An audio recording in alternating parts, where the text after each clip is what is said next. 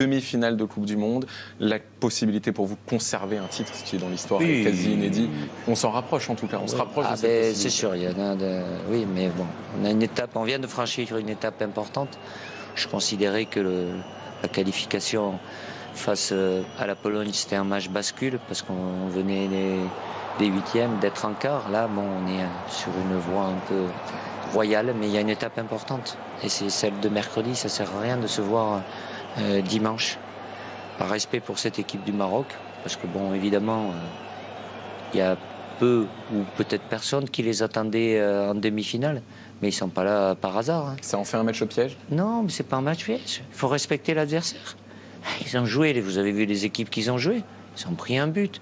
Et pour se qualifier, il faut être capable de marquer. Donc bravo à eux, à Redraghi, le sélectionneur, à son staff. Et on va préparer ce match-là. D'abord, je vais savourer un petit peu. Et puis, dans le moindre détail, mais avec l'humilité suffisante. Parce que c'est tout sauf une surprise. De par ce qu'ils ont réalisé jusqu'à maintenant et les adversaires qu'ils ont rencontrés. Et la dimension symbolique de ce match-là, évidemment, France-Maroc, pour une grande partie de la communauté marocaine de France, pour toute la communauté marocaine de France, pour tout ce que ce match-là va dire de l'histoire entre les deux pays, c'est forcément une rencontre exceptionnelle, un peu à part dans l'histoire de ces compétitions. Allez, oui, bon, peut-être après, moi, il faut laisser le football à sa place. Ça reste une rencontre de foot, certes, de Coupe du Monde, avec un certain historique et tout ça, mais il y aura encore des émotions, mais ne partons pas dans des domaines où il n'y a pas besoin d'aller. C'est des émotions, c'est la magie du sport.